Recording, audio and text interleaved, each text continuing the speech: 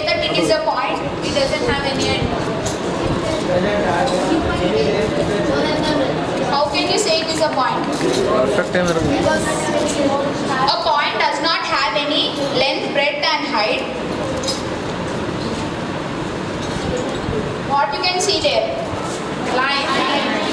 How you can say these are line segments? Yeah, a line segment have two endpoints, not one endpoint. What you can see in the picture? Ray. How you can say these are rays? Yeah, a ray have one endpoint. A ray have one endpoint and one undefined ray. Now, what is 60 degrees indicating here? How you can say that it is an angle?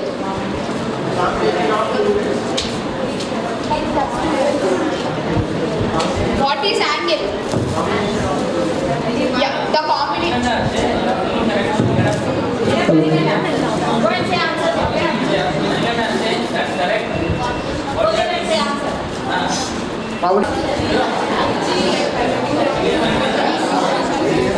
Correct. Yes, there are 7 types of angles. Can you name them?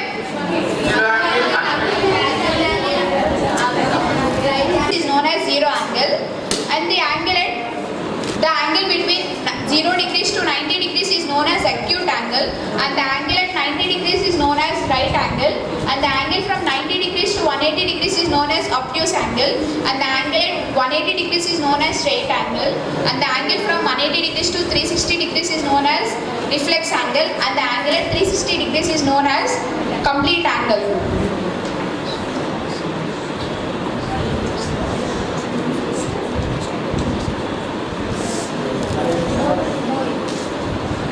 Now what is this type of angle? Right angle?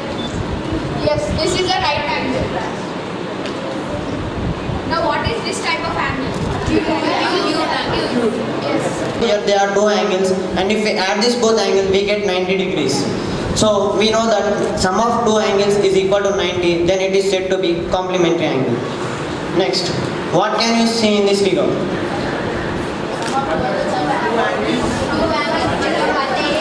Yes, in this figure you can see that sum of two angles is 180 degrees. No, it is complementary angle. Now what can you see in this figure? What is transversal line? Transversal line is which intersects two distinct lines with two distinct points. In this you can see that orange color. You can see orange color. Angle 1 and angle 5. Here is angle 1 and it is angle 5. They are corresponding angle. Angle 2, angle 6, angle 3, angle 7, angle 4, angle 8. They are all corresponding angles. Now red color you observe. Angle 4 and angle 6. Can you observe? And angle 3 and angle 5. They are alternative interior angle in blue color. Angle 1, angle 7, angle 2 and angle 8. They are alternative exterior angles. Next, in green color. Angle 1, angle 3, angle 2, angle 4, angle 6 and angle to this line. And CD is parallel to EF. This line is parallel to this line. Now he given the ratio of angle Y and angle Z is 3:5. Here you can see angle Y and angle Z. Their ratio is 3:7 and he said to find angle X here. So by this figure we can observe this is a transversal line. So here it is angle Y. So this angle is equal to this angle because they are alternative angles on same sides. Now then it will become Y and it is Z. Here you can observe X. Here it is X and here it is Z.